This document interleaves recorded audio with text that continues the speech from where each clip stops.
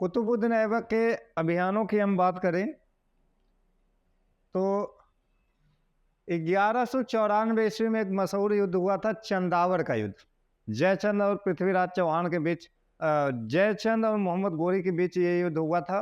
इसी युद्ध में उसकी आंख में तीर लग जाता है और एक निर्णायक युद्ध में वो मारा जाता है। तो ऐसे दौर में मोहम्मद गोरी अब चला जाता है गजनी, गोर के प्रदेश में, गजनी गोर चला जाता है। और इसके बाद 1194 में वापस चला गया था और अपने जो विजित प्रदेश थे उसका जो दायित्व था उसने ऐबक को सौंप दिया था।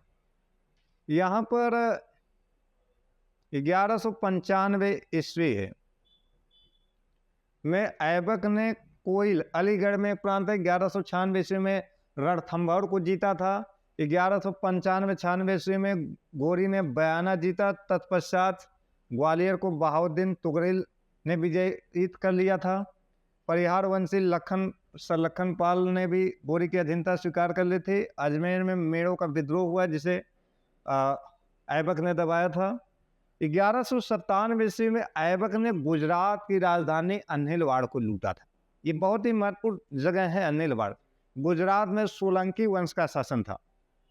मूल राज एक कद्दावर शासक दिखाई देता है जिसने एक बार परास्त भी किया था मोहम्मद गोरी को, तो उसी के राजवंश का शासन चल रहा था यहाँ पर।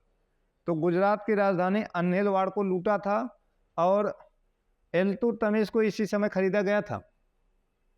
गुजरात के शासक भीमदुती के विरोध के कारण ऐबक गुजरात पर प्रत्यक्ष नियंत्रण स्थापित नहीं कर पाया था। ऐबक ने राष्ट्रकूट शासक से बदायूं 1197-98 ईस्वी में जीता था। फक्र मुदब्बिर एकमात्र इतिहासकार हैं जो बताते हैं कि 1199 से लेकर 1200 ईस्वी में मालवा विजित किया था इसने। यह एक दावा मात्र रहा था, यहाँ धावा नहीं रहेगा, दावा रहेगा। तो ये उसके कुछ विजय अभियान थे।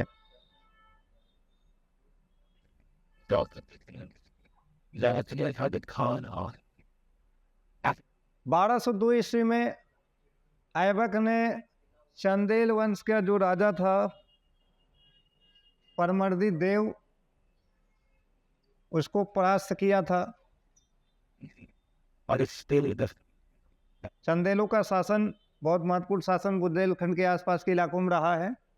और 1202 ईस्वी में बख्तियार खिलजी ने भी कुछ विजय अभियान किए थे जिसने बंगाल और बिहार को जीता था। ये बख्तियार खिलजी वही था जिसने नालंदा विश्वविद्यालय को ढाया था। और बाद में पानी के बहाव में जब नदी पार कर रहा था तो इसकी मृत्यु हो जाती है बाढ़ में डूबकर। तो बंगाल और बिहार को मिनहाज उस सिराज ने, इस समय जो शासक था उसका नाम लक्ष्मण सेन बताया था, और इसकी राजधानी जो थी वो नदिया थी। ये बहुत फेमस जगह है नदिया। ये हिंदू शिक्षा का भी केंद्र था, ध्यान रखिएगा, हिंदू शिक्षा का केंद्र था। बनारस भी उस समय शिक्षा का एक बड़ा केंद्र था। बनारस और नदिया बहुत फेमस थे ये इलाके। मिथिला भी उसी में एक केंद्र बहुत था प्रमुख, बिहार में पड़ता है मिथिला। तो ये कुछ प्रमुख केंद्र थे शिक्षा के भी, उस समय बहुत फेमस थे। मध्यकाल में हिंदू शिक्षा संबंधित थे। लक्ष्मण सेन शासक था, इसने एक संवत भी चलाया था भाई, लक्ष्मण संवत चलाया था। ये फारसी इतिहासकार इसको लखमनिया बोलते थे।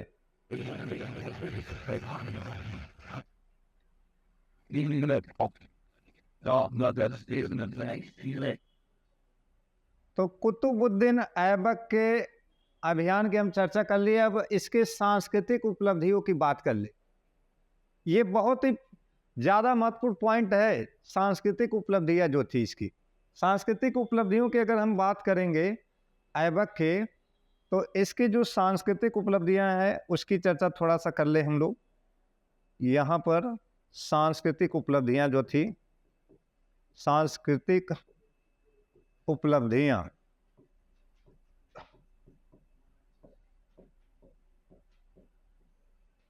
तो स्थापत्य कला की पहले बात कर लें। स्थापत्य कला, यहाँ से कई क्वेश्चन बनते हैं। एक इसने कुतुब मीनार बनाया था, कुतुब मीनार।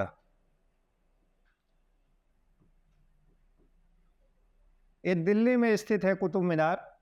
1199 ईस्वी में बख्तियार काकी, कुतुबुद्दीन बख्तियार काकी के स्मृति पर इसने कुतुब मीनार की शुरुआत कर दी थी, लेकिन इसको पूर्ण नहीं कर पाया था। तो इसको बाद में इल्तुतमिश ने इसको पूरा कराया था, इसने पूर्ण कराया था और इसने नींव डाली थी। बाद में इसकी कुछ मंजिलें बिजली से क्षतिग्रस्त हुई थी, तो फिरोज शाह तुगलक ने भी इसकी मरम्मत कराया था। फिरोज शाह तुगलक। इसके अलावा सिकंदर लोदी ने भी इसकी मरम्मत कराया था। सिकंदर लोदी, इन शासकों ने इसकी मरम्मत कराई थी जो कुतुब मीनार बना था। दिल्ली में बहुत फेमस है, एक गाना है राजेश खन्ना की एक फिल्म में, उसमें दिया है कि दिल्ली का कुतुब मीनार देखो। रोटी फिल्म है, बहुत फेमस फिल्म है, कभी देखना है तो देख सकते हैं आप। तो कुतुब मीनार ये दिल्ली में स्थित है, बख्तियार काकी के स्मृति में बना था। ये नाम है इनका बख्तियार काकी, बहुत प्रसिद्ध सूफी संत थे बख्तियार काकी, इन्हीं की स्मृति में बनाया गया था। तो कुतुब मीनार के बाद दूसरा है एक स्थापत्य कला में 2.5 दिन का झोपड़ा। 2.5 दिन का झोपड़ा। यहाँ आप ध्यान रखिएगा, 2.5 दिन नाम भी गलत है, लेकिन क्या है कि इतिहास में कुछ चीज़ें बहुत प्रचलित हो जाती है, मान ली जाती है। ये अलाउद्दीन होगा, एक प्रमुख संत है अलाउद्दीन, उन्हीं की स्मृति में बनाया गया था झोपड़ा, संस्कृत पाठशाला को तोड़कर। ठीक है, अजमेर में बनाया गया था। अजमेर में एक संस्कृत पाठशाला थी। विग्रहराज के हरकेली नाटक का अंकन भी दिखाई देता है, ये पीसीएस में पूछे हैं सवाल। विग्रहराज ये चौहान वंशी शासक था, इसका हरकेली नाटक, इसका अंकन इसमें दिखाई देता है।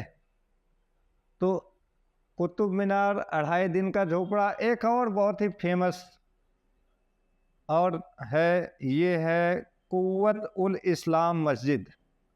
कुव्वत उल इस्लाम मस्जिद, इसकी भी स्थापना उसी ने किया था। दिल्ली में स्थित पहली मस्जिद मानी जाती है, भारत में निर्मित पहली मस्जिद है, ध्यान रखिएगा इस चीज़ को, कुव्वत उल इस्लाम मस्जिद। और इसके निर्माण से भी संबंधित कुछ शासक हैं, जैसे इल्तुतमिश है। इसके अलावा अलाउद्दीन खिलजी ने भी इसमें कुछ निर्माण कार्य कराए थे।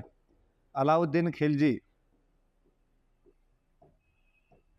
तो कुव्वत उल इस्लाम मस्जिद भारत में स्थित पहली मस्जिद है। इस्लामिक स्थापत्य कला के कई सारे नमूने इसमें दिखाई देते हैं। इसके अलावा साहित्य के क्षेत्र में भी उसने कुछ अलग काम किए, जैसे हसन निजामी को संरक्षण प्रदान किया था, ये उसकी बहुत बड़ी उपलब्धि थी। तो अपने दौर में उसने कई कलात्मक काम किए। उसको लाख बख्श कहा जाता है, लाखों के दान देने के कारण। पील बख्श कहा जाता है, हाथियों के दान देने के कारण। हातिम द्वितीय कहा जाता है उसकी दानवीरता के कारण। तो ये उसके कुछ ऐसे कारनामे थे जिसके लिए वो प्रसिद्ध था। तो ये उसकी सांस्कृतिक उपलब्धियां हो गई। अब यहाँ पर सिविल सर्विसेज में और एग्जाम्स में भी एक ट्रेंड बनता जा रहा है कि बहुत सारी चीज़ें आर्किटेक्चर और सांस्कृतिक जगत से संबंधित चीज़ें पूछी जा रही हैं। तो अब नेक्स्ट लेक्चर में हम बात करेंगे इल्तुतमिश की। इल्तुतमिश दिल्ली सल्तनत का वास्तविक संस्थापक था, उसी से दिल्ली सल्तनत का वास्तविक इतिहास भी दिखाई देता है। तो अब नए वीडियो में हम इल्तुतमिश की चर्चा करते हैं यहाँ पर।